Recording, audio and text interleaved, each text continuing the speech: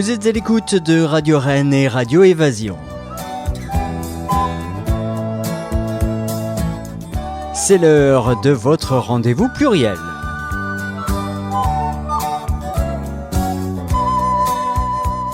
Une émission enregistrée aujourd'hui en public, préparée et animée par Ronan Manuel.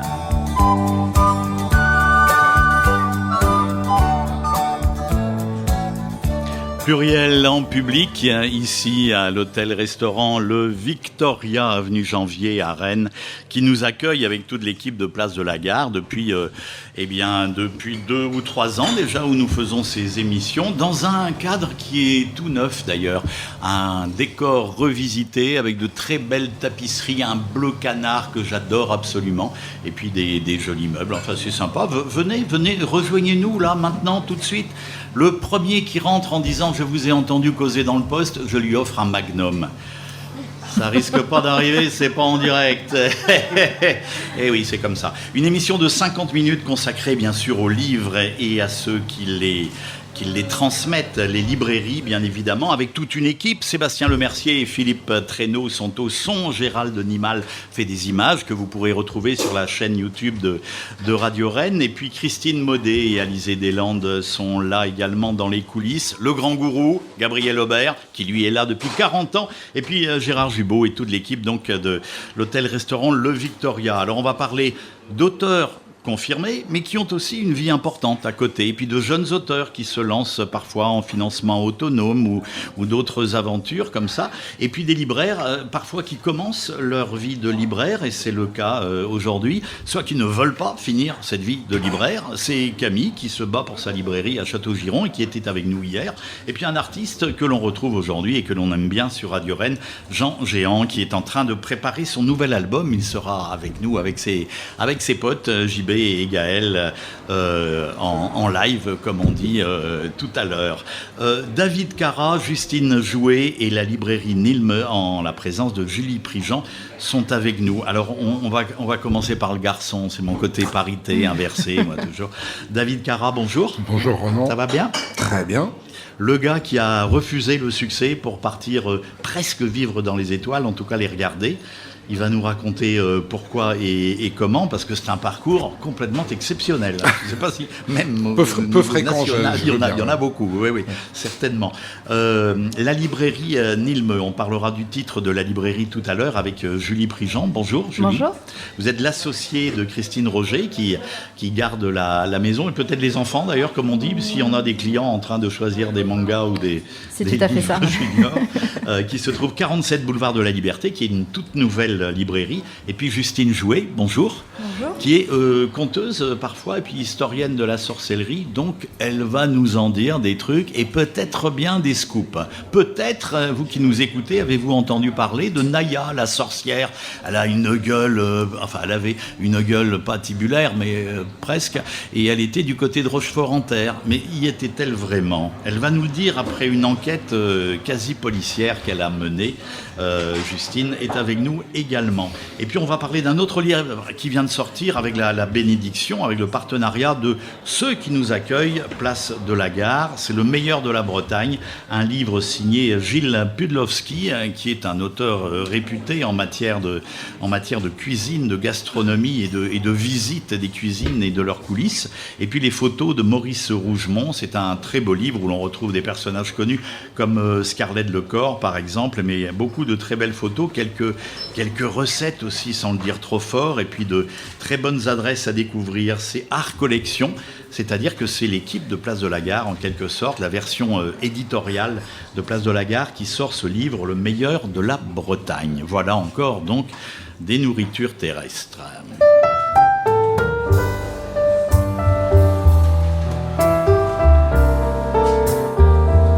Vous êtes bien, vous êtes sur Radio Rennes.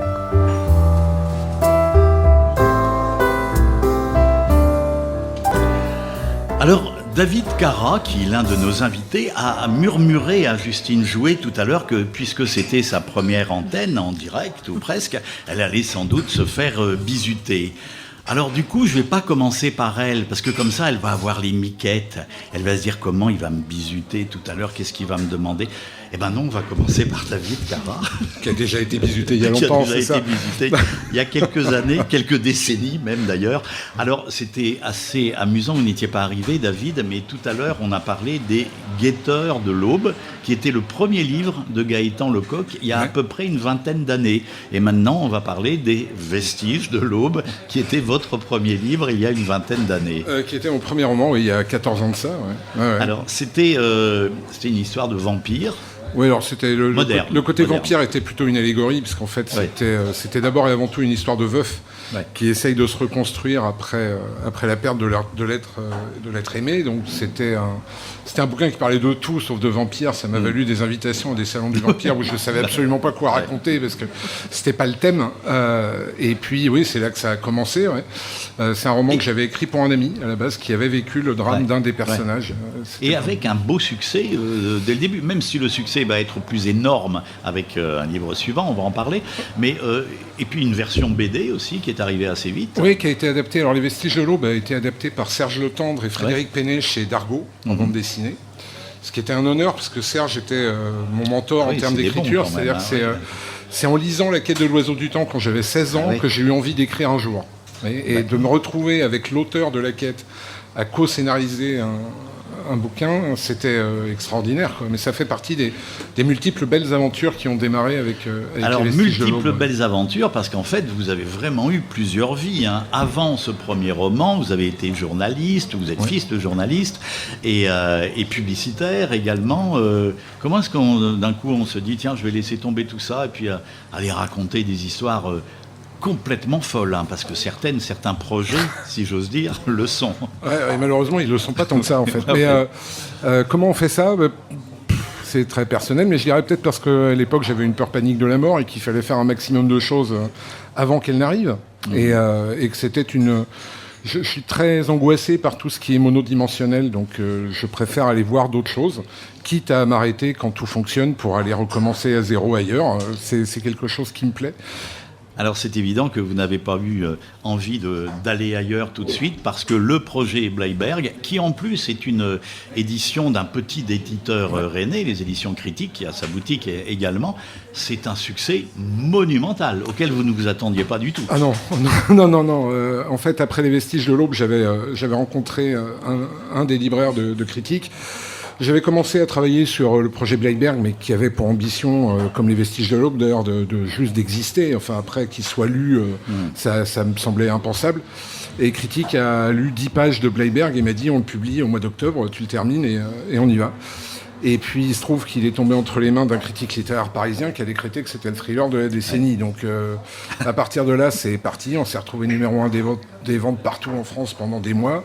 Et puis les éditeurs parisiens sont venus, les producteurs sont venus. Enfin, il s'est passé plein de trucs qui étaient marrants. C'était difficile de dire non. Et en plus, j'avais envie d'aller voir. Donc, puis surtout, ça m'a permis de faire des rencontres, de pousser l'aventure humaine plus loin.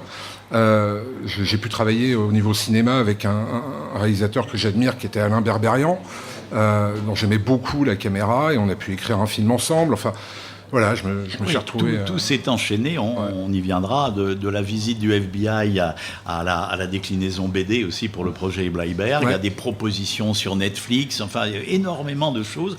Peut-être trop, vous allez nous le dire.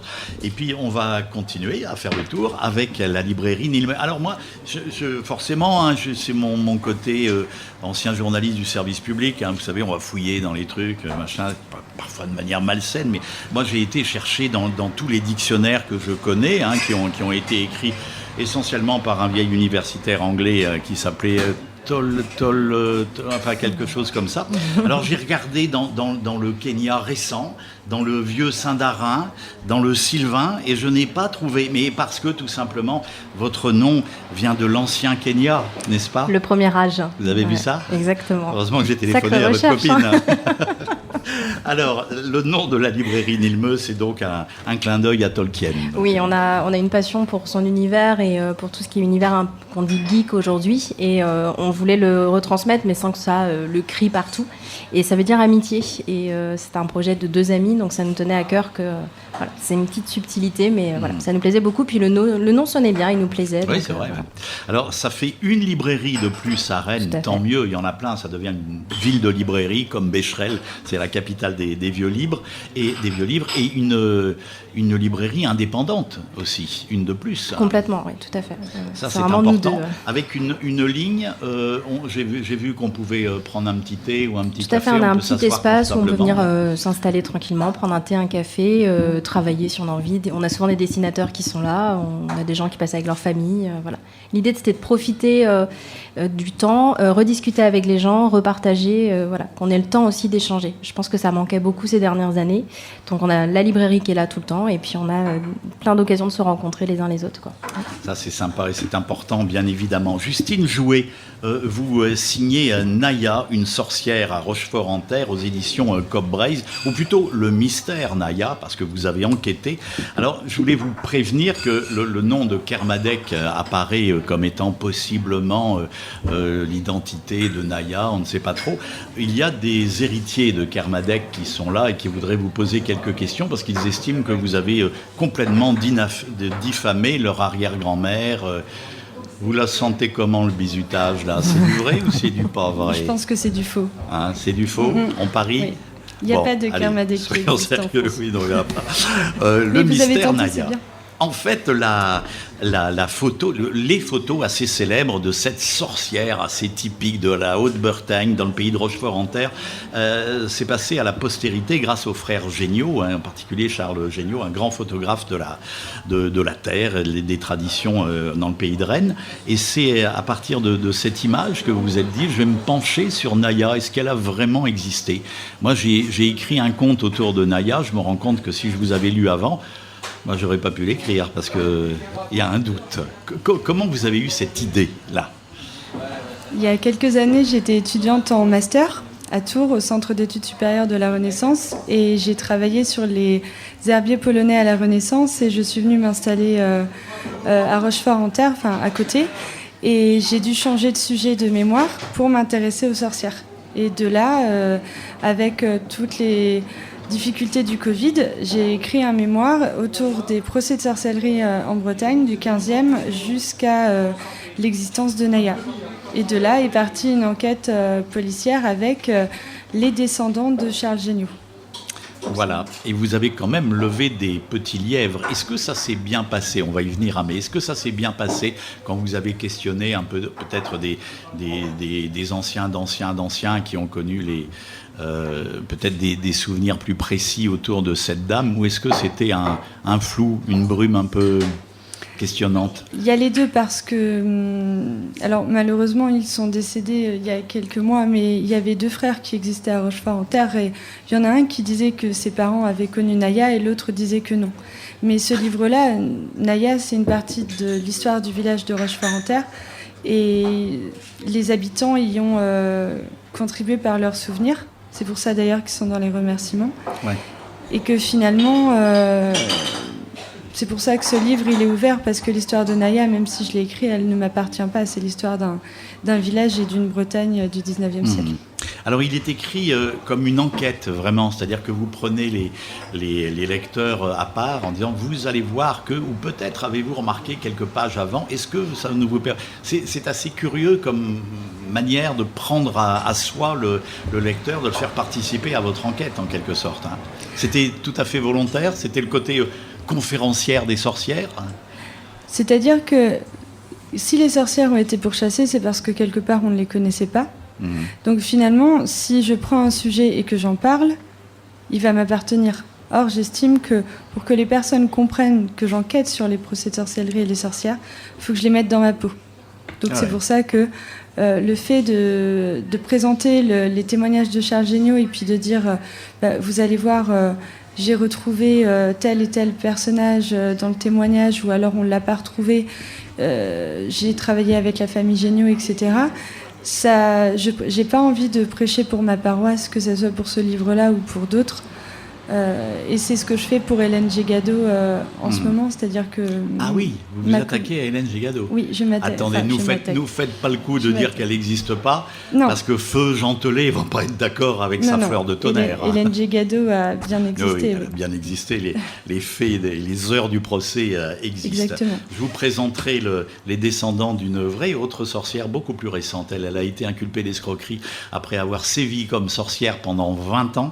Et elle a été arrêtée en 1975. Elle habitait à 200 mètres de chez moi, dans mon petit village, au fond du bocage. On va écouter une histoire d'écrivain avec une chanteuse flamande qui s'appelle Meskerem Mees. C'est très beau, et c'est tout de suite. Et si c'est beau, qu'est-ce que vous vous dites? C'est sur Radio Rennes. Mais oui, bien sûr.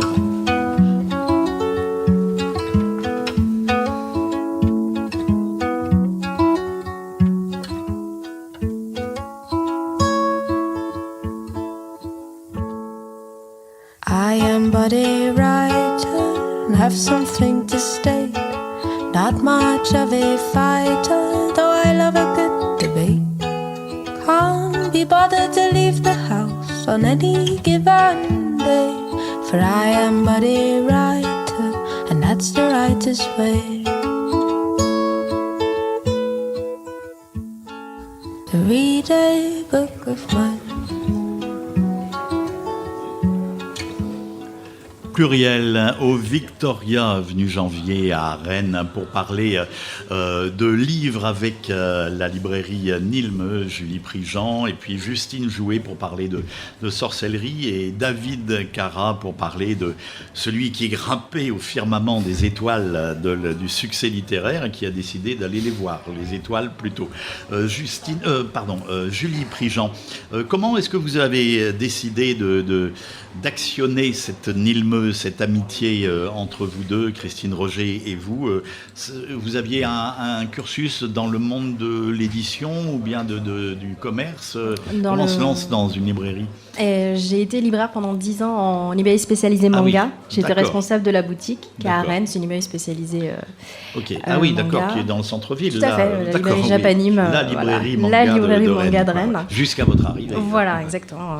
Et du coup, donc j'ai fait 10 ans là-bas. Avec Christine, on s'est rencontrés à la librairie. On a travaillé ensemble 4 ans. Pour diverses raisons, je suis partie. Et au bout d'un an, on s'est retrouvés toutes les deux à quitter nos travails au même moment. Et on s'est dit que c'était le moment d'y aller. Effectivement, c'était le moment. Alors, parce qu'il y a du manga, mais pas que du manga. Non, le manga, c'est à peu près un tiers de la librairie. Mais l'idée, c'était d'être généraliste. Donc, on va retrouver de la jeunesse, de la littérature, du young adulte et du polar. Voilà, on a pas mal de choses. On essaye d'être assez variés. Ok. Est-ce que, je suis désolé, mais on est dans un monde où ce qui s'appelle parfois le wokisme ou la cancel culture font qu'on censure ou on demande à réécrire. Est-ce que vous avez été mis face à des choses comme ça, des livres qu'on vous demande d'enlever, des rayonnages, ou est-ce que vous-même vous posez la question sur certains ouvrages? Alors pour l'instant, on ne nous l'a pas demandé. Non, je pose la question. Moi, je ne rentre pas dans le débat non plus. On ne nous l'a pas demandé spécialement. On peut avoir des petites remarques des fois autour de Harry Potter ou Roald Dahl qui sont vraiment au cœur du sujet maintenant. Ouais. Nous, on fait des choix dans nos titres, mais pas forcément pour des raisons politiques, c'est aussi pour des raisons de place. Après, je pense que l'idée, c'est de discuter avec les gens. Est-ce que tous les écrits sont à enlever? Je ne suis pas sûre. Peut-être que éduquer autour de celui ou celle qui a écrit, à mon avis, me paraît plus pertinent. Et puis, non, pour l'instant, on n'a pas eu de soucis. Jeune public et manga, parce que manga, il faut le rappeler, ce n'est pas que un jeune public, il y a un jeune public, mais effectivement, quelle est la proportion de gens adultes, là, et pas jeunes adultes, adultes, qui sont vraiment des accros au manga? Oh bah là, chez nous, on est à plus de la moitié. Ah oui. Et en fait, le manga, ça fait 20 ans qu'en France, ça marche bien. Il y a une grosse explosion depuis 5 ans, mais moi, je suis lectrice depuis 20 ans de manga. J'ai des clients qui sont lecteurs depuis plus de 40 ans. Le manga a grandi, en fait. Quand c'est arrivé en France, on a proposé des séries qui étaient plutôt à destination des enfants parce que c'était de la BD et du dessin. Et donc, on infantilisait. Et les éditeurs, depuis 15-20 ans, il y a des maisons d'édition qui se sont spécialisées dans des propositions plus adultes parce que le public a grandi et eux-mêmes ont grandi et ils ont envie de proposer autre chose en fait. Je me permets, mais je connais un paquet de quinquagénaires dans mes copains qui ont commencé les mangas ou sont intéressés aux mangas en 88 avec Akira. Mais complètement. Et qui lisent d'autres bandes dessinées? Oui, bien sûr. Ah oui, quand même. Ouais. Oui. En fait, j'avais l'impression que c'est un public quelquefois séparé entre On manga. pense souvent que Moi, le j'adore la lecteur BD, de mais pas les manga, mangas. non, on pense souvent que le public manga est très restreint, enfin que Ouais. au manga, et pas du tout. Si Ah nous non. on a ouvert une librairie généraliste, c'est en partie parce qu'on voyait nos clients qui arrivaient avec des sacs d'eau de librairie dans Rennes, on en discutait avec eux, et il y avait cette volonté de discuter d'autres choses aussi. On parlait BD, on parlait romans, et on les retrouve d'ailleurs à la librairie, et le public manga est pas si fermé que ça. Voilà. Des fois, c'est même une entrée dans la lecture, je trouve. Ah oui, même. Ouais, ah oui, complètement. alors c'est fort bien. Naya, revenons à Naya, la sorcière de Rochefort-en-Terre. C'est vrai que ce sont des photos mises en place au début du XXe siècle par Charles Géniaux, qui sont extrêmement célèbres. C'est quasiment les seules photos que l'on connaisse d'une sorcière bretonne. Il n'y en avait pas, comme vous le disiez, il n'y en avait pas beaucoup de toute façon en Bretagne, des sorcières. Et vous vous rendez compte que vous brisez une statue, je sais que c'est à la mode d'ailleurs, mais vous brisez une statue en attaquant le mythe de Naya la sorcière, qui peut-être n'existe pas tout à fait sous la forme que l'on connaît. C'est ce que vous supposez d'après cette enquête. Pour moi, Naya, elle était une sorcière au sens du 19e siècle. C'est-à-dire que, c'est le cas de le dire, je chasse le balai, le chat noir, etc. Je casse totalement ce stéréotype-là et je m'intéresse plutôt à qui étaient ces personnes-là. Et Naya, elle est bien plus qu'une femme indigente ou vagabonde photographiée au 19e siècle. Elle est, pour moi, le conservatoire des croyances et des superstitions de Bretagne. Parce qu'à cette époque-là, les guérisseurs, les rebouteux étaient monnaie commune dans la Bretagne du 19e siècle. Ah oui. Donc finalement, c'est la sorcière la plus connue de Bretagne. Mais elle n'était pas seule à vivre comme ça, en tout cas. Et vous vous posez la question de savoir si c'est bien elle sur les photos, ou si elle était autre, si c'est pas forcément elle qui a été photographiée. Ça fait partie de l'enquête. C'est-à-dire que moi, je pars du principe qu'on n'est jamais sûr de rien, et qu'en tant qu'historienne, je cherche les sources historiques. Et effectivement, aujourd'hui, on n'a pas de preuves écrites, à part ce que Charles Géniaux nous en a dit, qu'elle ait existé. Est-ce que vous-même vous pratiquez, c'est pas une question de bizutage ni ironique, est-ce que vous pratiquez ou jouez un peu avec un petit peu de sorcellerie, peut-être blanche à ce moment-là, mais... La question c'est est-ce que je suis une sorcière, Est-ce c'est que ça ? vous êtes une sorcière ? Vous n'êtes pas le premier... Vous êtes pas La réponse vient d'arriver. En tout cas, il se déplaçait pas en balai, mais plutôt en moto, vous voyez. Ouais. Mais pour vous empêcher de répondre, vous avez vu ? Exactement, sauvé par le... Faites attention en par le traversant la rue, s'il y a une moto qui arrive après. C'est ça. Il ne faut pas parler. Mais vous n'êtes pas le premier à me poser la question si je suis une sorcière ou pas. Bon. Et vous n'êtes pas je ne suis pas le premier non plus à qui vous ne répondrez donc pas complètement. Je suis l'ami des sorcières et des sorciers. Voilà. David Cara, le projet Bleiberg, c'est un succès absolument phénoménal et international. Il y aura d'autres projets, d'ailleurs dans le sens d'autres titres, avec projet devant, plein de propositions, tous azimuts, Netflix, le cinéma, Hollywood, jusqu'à la visite du FBI, etc. Et puis un jour, tout ça explose, mais en fait, vous vous y attendiez parce que vous n'aviez pas tellement envie de ce succès. Déjà, je ne l'attendais pas. Quand on a publié le projet Bleiberg avec Critique, ils en avaient édité 1000 exemplaires. Je me demandais déjà comment ils allaient en vendre 500. Donc on ne s'attendait pas à en vendre 25 000 avec Critique et 100 000 avec Plus 18 et encore aux États-Unis et encore ailleurs et plus une intégrale derrière. Enfin, non, je ne m'y attendais pas. J'ai fait le travail, très honnêtement, de promo. Je me suis déplacé, je suis allé rencontrer le public, les libraires, les journalistes. Mais j'ai jamais été très à l'aise. Finalement, je suis plus à l'aise aujourd'hui que j'en suis sorti. Mais j'étais pas très à l'aise parce que vendre mon livre en disant oui, c'est un indispensable à lire, je me sens pas capable de le faire. Je me sens pas légitime à le faire. Je vois pas l'intérêt non plus. Des bouquins, il y en a plein. Il y en a trop, d'ailleurs, à paraître pour être lus. Je veux dire, il y avait à l'époque 60 000 bouquins qui sortaient par an. Donc ça veut dire qu'on en sacrifie 59 500, même s'ils sont très bons. Et puis en parallèle, c'était en 2010, donc on avait un livre qui devenait presque un objet de mass market avec Amazon notamment. Bon, donc être dans les gros vendeurs, c'était bien, mais ça n'a pas de sens, quoi. Enfin, ça n'avait pas de sens. Et puis, ce qui était intéressant, par contre, c'était d'être contacté par des réalisateurs avec qui vous avez envie de travailler, ou vous vous dites j'ai cette opportunité, je vais la saisir. Le truc le plus dingue, je crois que c'est qu'un réalisateur oscarisé a travaillé sur le scénar de Bleiberg. Ouais. C'est le garçon qui a fait La La Land. Je ne savais pas que c'était lui qui l'avait fait, mais un jour il m'avait écrit en me disant écoute, je vais arrêter de travailler sur l'adaptation parce que je peux faire mon premier long métrage. Donc en fait c'était Whiplash. Et peu de temps après, je vais voir La La Land au cinéma, je reste pour le générique, je vois un nom, je me dis c'est pas possible quoi. Et donc j'ai envoyé un message, il m'a pas répondu, je pense qu'il y avait autre chose à foutre, mais voilà, c'était Damien Chazelle, et ça fait partie des moments qui sont un peu incroyables, mais arrivé à un stade, tu passes la moitié de ta vie en promo, l'autre moitié enfermé chez toi à écrire. Parler du succès tout à l'heure, ce qui est intéressant, c'est que ça change complètement le rapport qu'on a aux autres, ça m'intéresse pas. Ça fausse ce rapport-là. Et puis, à un moment, il y a eu 3-4 éléments qui sont un peu percutés, dont un problème personnel avec la maladie de ma femme, qui a fait que soit je restais près d'elle et je l'accompagnais dans ce qu'on pouvait penser à l'époque être une phase terminale, soit j'allais faire la promo de mon livre. Le choix, il a été vite fait. Je ne peux pas dire que l'éditeur ait beaucoup aimé, mais je m'en fous. Et j'ai fait ce qu'il devait être fait. Et à partir de là, la réflexion s'est mise en place de dire mais est-ce que j'ai pas fait le tour de la question ? Et puis il y a des tas d'autres auteurs qui sont bien meilleurs que moi et que les gens pourront lire, et ça me va très bien.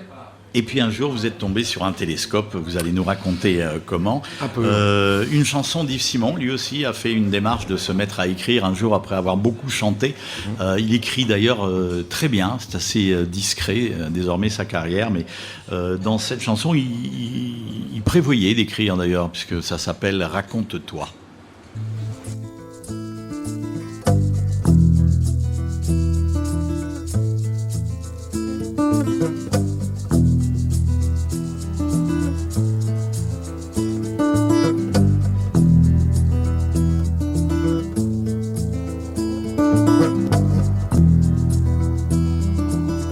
Tu as peur des gens qui passent dans ta vie ou sur le trottoir d'en face. Tu as besoin qu'ils te regardent et pourtant tu restes là sur tes gardes. Raconte-toi.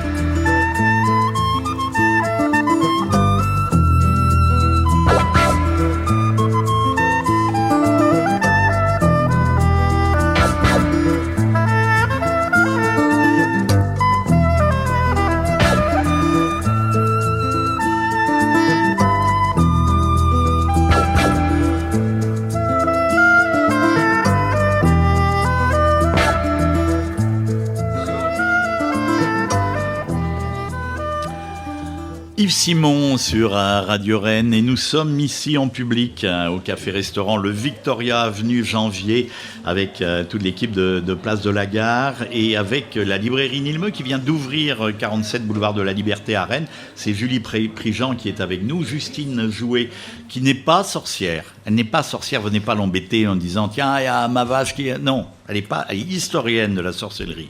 Après, on ne sait pas. Et puis David Cara qui donc a refusé le succès. Ça fait 12 fois qu'on le dit, mais on va se demander pourquoi les étoiles. Eh ben pourquoi les étoiles, David Cara ? Qu'est-ce qui s'est passé pour acheter un gros télescope comme ça ?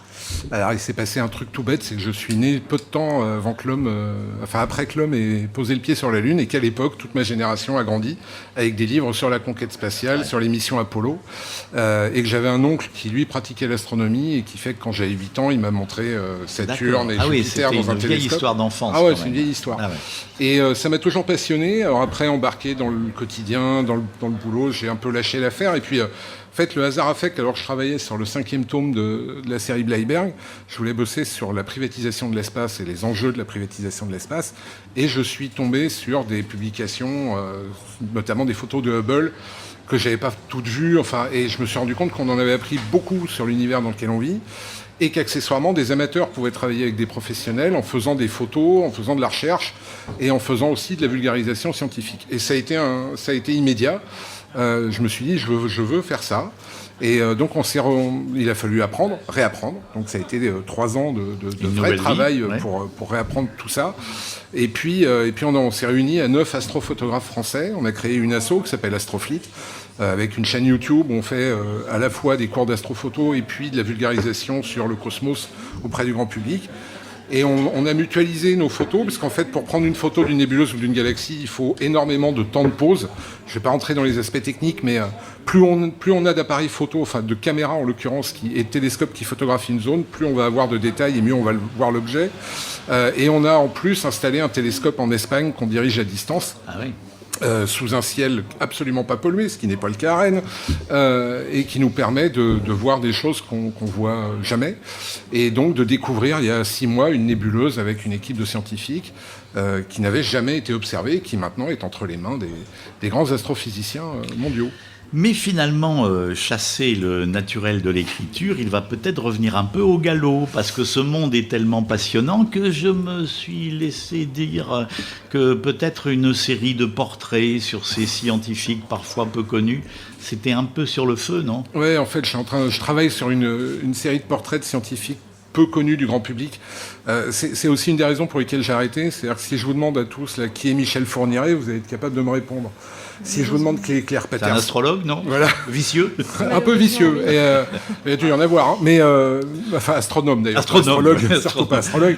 C'est à cause de la sorcière. Ça. Ah bah oui, mais elle sera pardonnée 1000 fois. Mais tout le monde connaît Fourniret et personne ne sait qui est Claire Patterson. Claire Patterson, il a daté la Terre. Il a daté l'âge de la Terre par la méthode de la datation au plomb. Mais surtout, ce faisant, il s'est rendu compte qu'il y avait une pollution au plomb en cause de l'essence. Et il s'est battu pendant 30 ans pour qu'on interdise le plomb dans l'essence. Et personne ne connaît ce mec-là. Donc, je me suis dit, en bon Don Quichotte, je vais raconter la vie il y a une petite quinzaine de scientifiques comme ça, que personne ne connaît, qui ont des destins pour la plupart incroyables, et qui ont vraiment modifié le cours du destin de l'humanité. Alors j'espère pour le meilleur, ça on verra. Ouais. Mais en tout cas, qui ont eu une importance capitale, et j'ai envie aujourd'hui de raconter ça. Ouais. Ça, c'est un très beau projet, assez singulier aussi d'ailleurs, mais on a hâte de voir la plume de David Carra, non pas dans l'imaginaire, mais dans une réalité un peu avec un côté sans doute un petit peu militant, justement, ces gens qui étaient méconnus et qui ont fait un gros travail. Et vous, quand on rentre chez vous à la librairie Nilmeux, Julie, et qu'on vous demande j'ai envie d'acheter un livre pour les gosses que je n'ai pas, mais je ne sais pas du tout, donc c'est quoi votre livre préféré ? Je vais l'acheter. Ah, c'est délicat, mais pour les enfants, notre coup de cœur absolu à l'heure actuelle, c'est Les Mémoires de la forêt.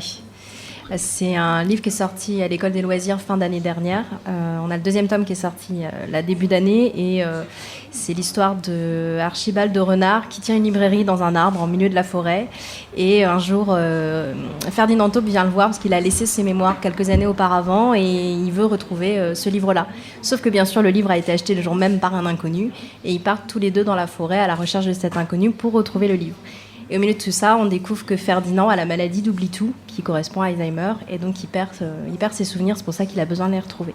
Et c'est une très belle aventure à travers la forêt, autant pour les enfants que pour les adultes, et les illustrations sont magnifiques. Donc, Mais alors, vous me dites que c'est un renard qui s'appelle Archibald et qui habite dans un arbre, on est d'accord ? Ouais, tout à fait. Et à un moment...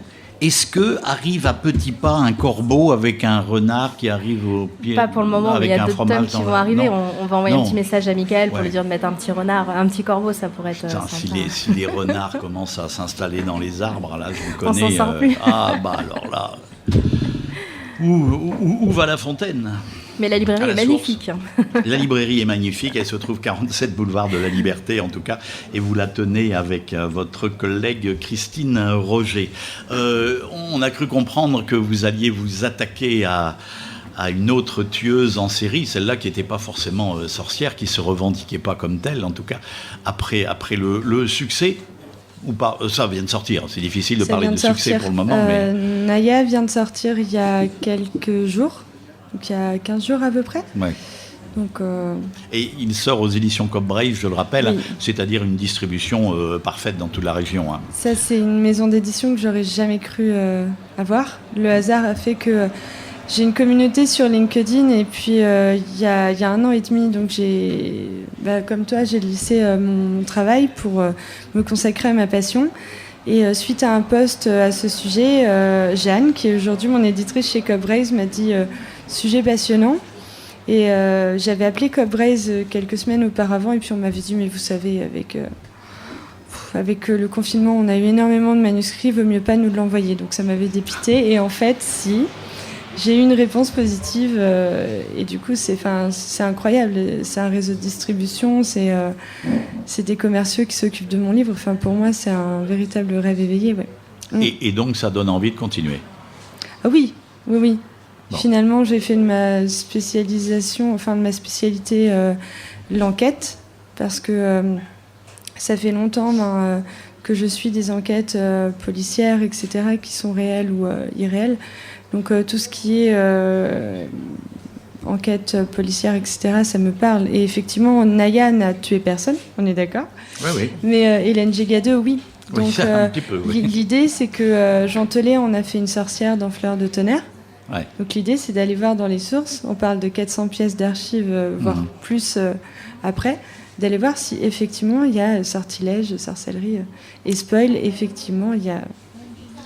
Bon, eh bien, on va attendre ça. Ce sera sans doute chez Cobbraise aussi. C'est un peu. Voilà, alors j'en suis pas à l'étape d'un livre.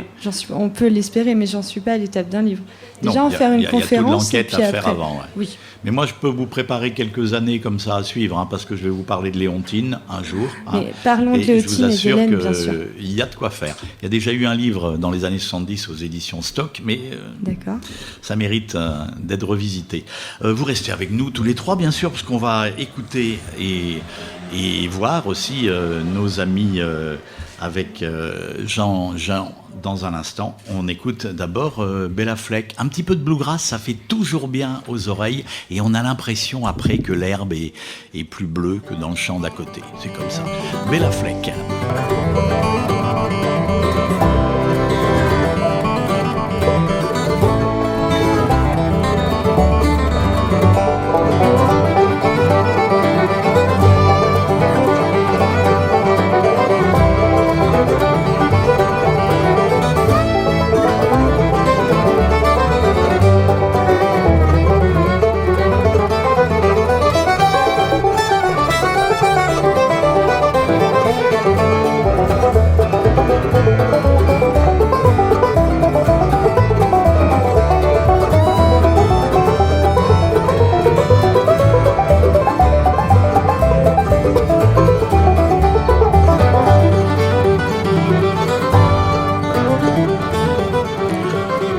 C'est la Bella Fleck au banjo et ses petits camarades New Bluegrass.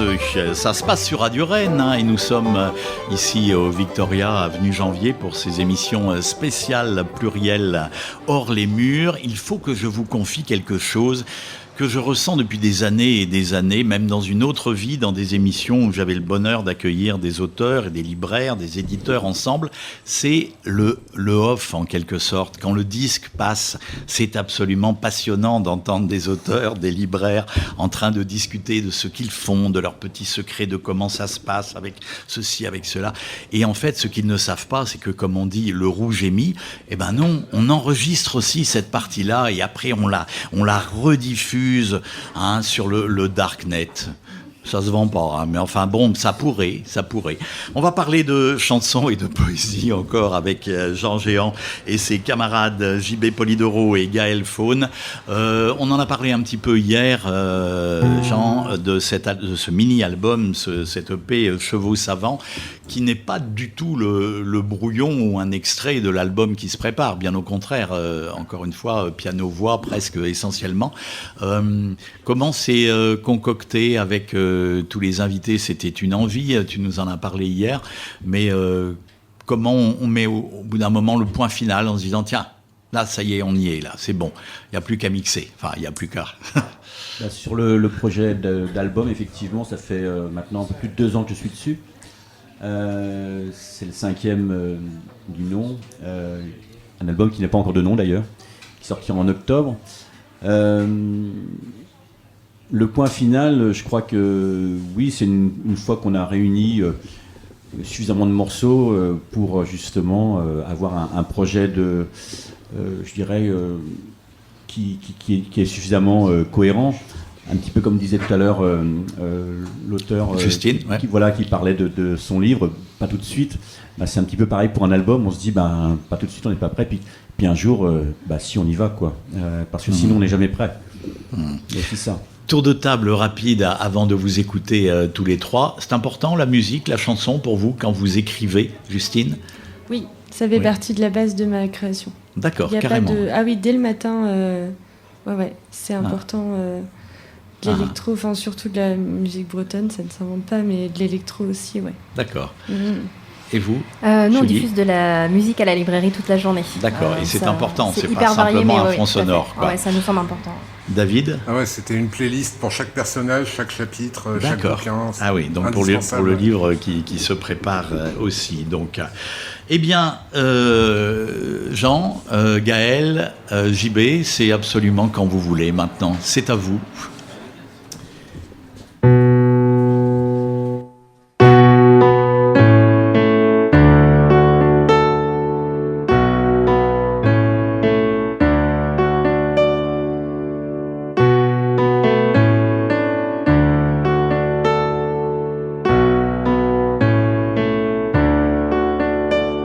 Au milieu d'un théâtre éphémère, un manège entre sol et lumière, ils vont la tête haute, sans premier, sans dernier, dans une danse au rythme cadencé.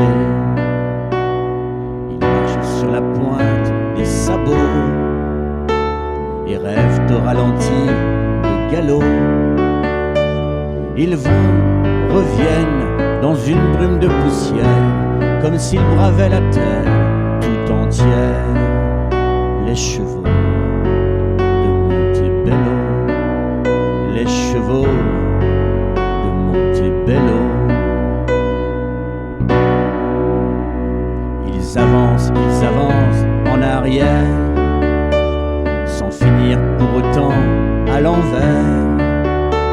Ils préfèrent ne pas se retourner pour ne pas rencontrer le passé. Quand soudain, à nouveau, ils s'élancent, le regard noir de préférence, fougueux à l'assaut de l'impossible, sans se voir pour autant invincibles. Possédés, ils s'imposent d'être libres. Ils inventent la nuit en équilibre. Quand ils vont, reviennent dans le silence. Ils sont éblouissants d'élégance. Les chevaux de Montebello, les chevaux de Montebello.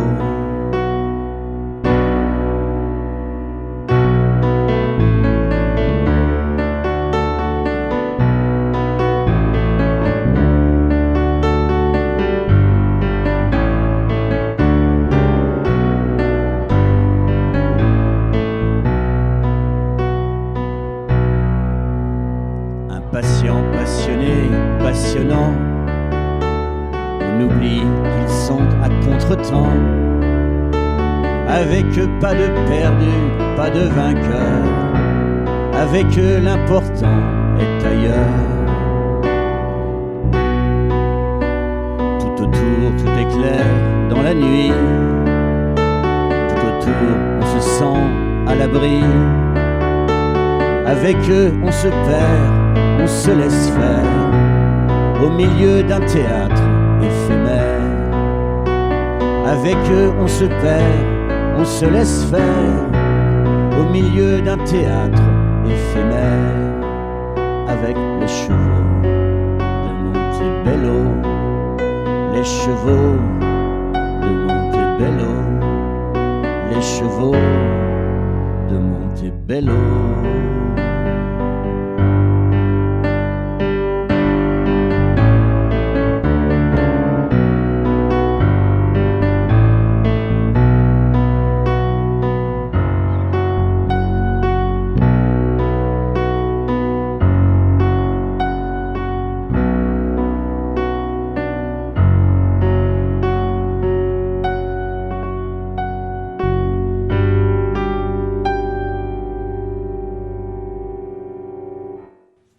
Les chevaux de Montebello que l'on retrouve dans cette EP Chevaux savants. Jean, un petit cadeau encore, si on dit encore. Oui, on a le temps. On peut essayer. Allez, osons. Bien, pour terminer cette émission, vous interprétez dans ce cas-là le dernier morceau qui sera le dernier morceau de l'album. Voilà, qui sortira au mois d'octobre prochain. Merci à vous. Merci à vous d'être avec nous au Victoria pour Radio Rennes. Et à bientôt, donc on ne sait jamais.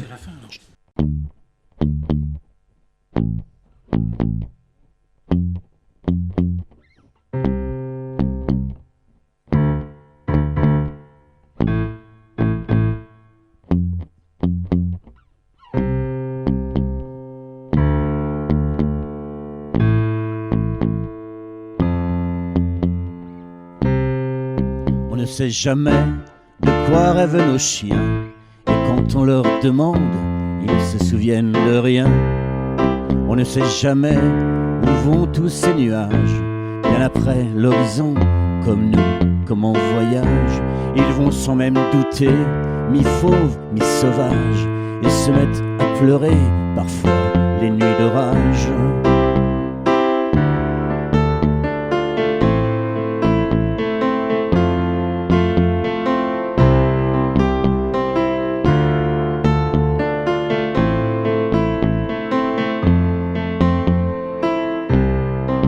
On ne sait jamais seulement prendre le temps de raconter l'amour, de ne plus faire semblant. On ne sait jamais, là debout sous le ciel, seulement se souvenir de ne prendre que l'essentiel. Comment ça va finir, demain peut-être ou pas. Il nous faudra partir, savoir en rester là.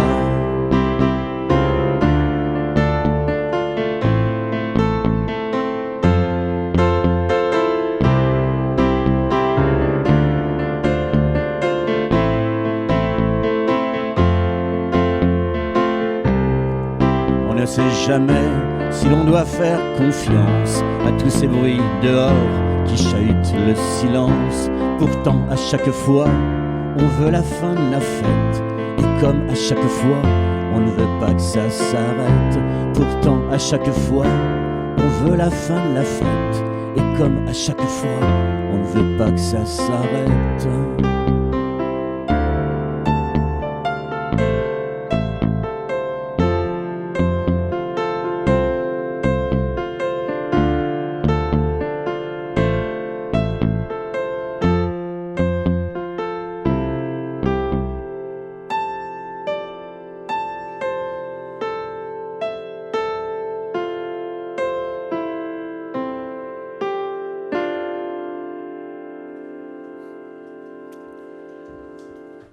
On ne veut pas que ça s'arrête, mais tout a une fin. Merci à tous les trois, merci beaucoup. Rendez-vous avec l'album. Merci à Justine Jouet, à Julie Prigent et à David Cara d'avoir été avec nous également aujourd'hui. Et cette semaine, Pluriel, c'est terminé pour aujourd'hui.